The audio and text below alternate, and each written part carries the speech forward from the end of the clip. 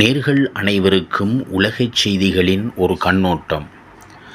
சவுதிக்கு F-35 விமானங்களை வழங்க America ஒப்பந்தம், இஸ்ரேலின் ஆதிக்கம் என்னவாகும் என்ற தலைப்புச் செய்தியின் கண்ணோட்டம். அமெரிக்கா மற்றும் சவுதி அரேபியா இடையேயான உறவுகளில் பாதுகாப்பு ஒப்பந்தங்கள் மற்றும் இஸ்ரேலுடன் உறவுகளை ஏற்படுத்துவது போன்ற பல முக்கியமான பிரச்சினைகள் மீண்டும் மீண்டும் விவாதத்துக்கு வந்துள்ளன. சவுதி இளவரசர் முகமது பின் சல்மான் விரைவில் அமெரிக்கா செல்ல உள்ள நிலையில் சவுதி அரேபியா அமெரிக்காவிடமிருந்து F-35 போர் விமானங்களை வாங்கும் விவகாரம் மீண்டும் எழுந்துள்ளது.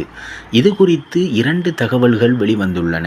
அதாவது, முதலாவதாக, அமெரிக்க பாதுகாப்புத்துறை அமைச்சகம் பல பில்லியன் டாலர் மதிப்புள்ள இந்த ஒப்பந்தத்திற்கு ஒப்புதல் அளித்துள்ளது.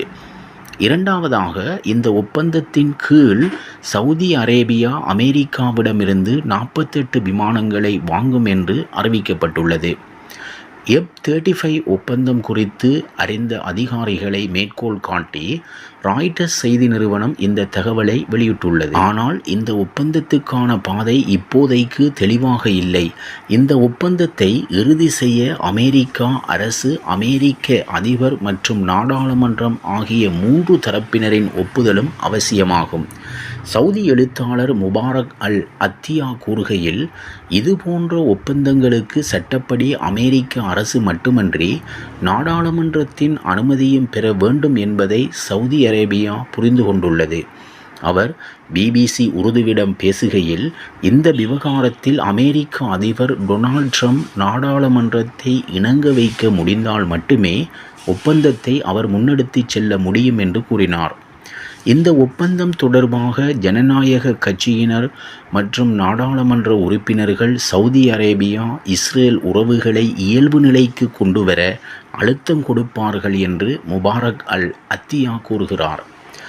ட்ரம்ப் இந்த ஒப்பந்தத்தை அங்கீகரிக்க சட்டபூர்வ நடவடிக்கையை எடுத்துள்ளார். ஏனெனில் அவர் சவுதி அரேபியாவை ஒரு உத்தி ரீதியான கூட்டாளியாக கருதுகிறார்.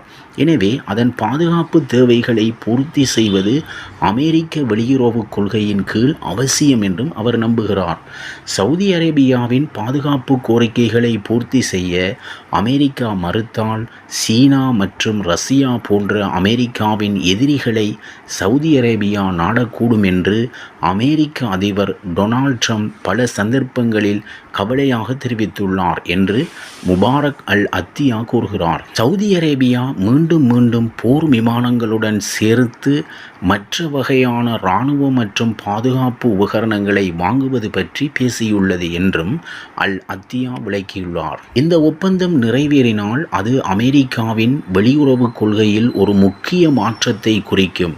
இதன் பொருள் மத்திய கிழக்கில் இஸ்ரேலின் இராணுவ சக்திக்கு சவால் ஏற்பட வாய்ப்புள்ளது.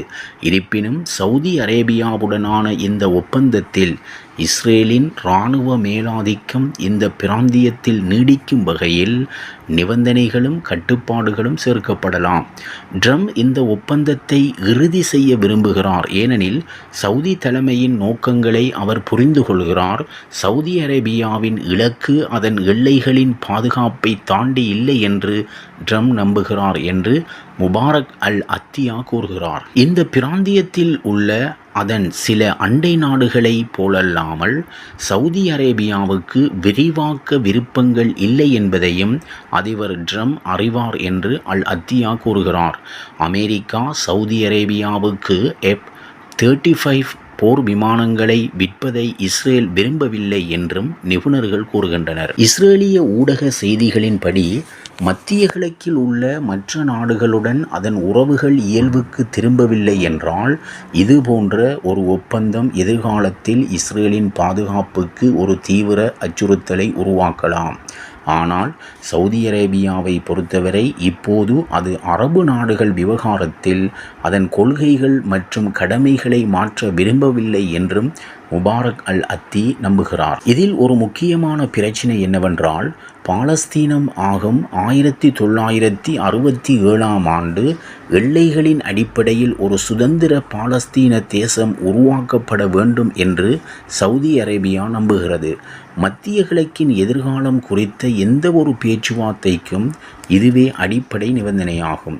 இந்த பிராந்தியத்தில் உள்ள அதன் சில அண்டை நாடுகளைப் போலல்லாமல் சவுதி அரேபியாவுக்கு விரிவாக்க விருப்பங்கள் இல்லை என்பதையும் அதிபர் ட்ரம்ப் அறிவார் என்று அல் அத்தியா கூறுகிறார். அமெரிக்கா சவுதி அரேபியாவுக்கு F-35 போர் விமானங்களை விற்பதை இஸ்ரேல் விரும்பவில்லை என்று நிபுணர்கள் கூறுகின்றனர்.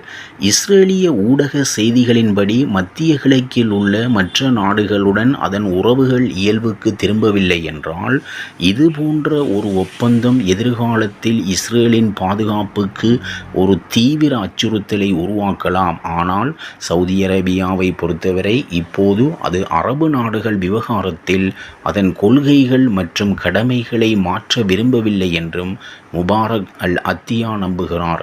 இதில் ஒரு முக்கியமான பிரச்சினை பாலஸ்தீனம். சவுதி அரேபியா F-35 போர் ஜெட் தொழில்நுட்பத்தை ரஷ்யா, சீனா அல்லது ஈரானுடன் பகிர்ந்து கொள்ளலாம் என்று அல் அத்தியா மேலும் கூறுகிறார். அப்படி நடந்தால் ஈரான் பாதுகாப்பு விஷயத்தில் ஒரு படி முன்னேறி அதற்கு எதிராக இஸ்ரேலின் மேலாதிக்கம் குறைந்துவிடும். இதற்கு முன்னர் 2020ஆம் ஆண்டிலும் இதே போன்ற கவலை எழுந்துள்ளது. அப்போது அமெரிக்கா ஆபிரகாம் ஒப்பந்தங்களின் கீழ் ஐக்கிய அரபு அமீரகத்திற்கு UAE F-35 விமானங்களை விற்கவிருந்தது. இருப்பினும் அந்த நேரத்தில் ஒப்பந்தம் முன்னேற முடியவில்லை. அந்த ஒப்பந்தத்தின் நிபந்தனைகளில் விமானங்களின் செயல்பாடுகள் குறித்து அமெரிக்கா பல கட்டுப்பாடுகளை விதித்தது. இதில் விமானங்களை பயன்படுத்துவதற்கான நிபந்தனைகளும் அடங்கும். சீனாவுடன் ஐக்கிய அரபு அமீரகம் கொண்டுள்ள ஆழமான உறவுகள் காரணமாக தொழில்நுட்ப பரிமாற்றம் நடந்துவிடுமோ என்று அமெரிக்கா கவலைப்பட்டது.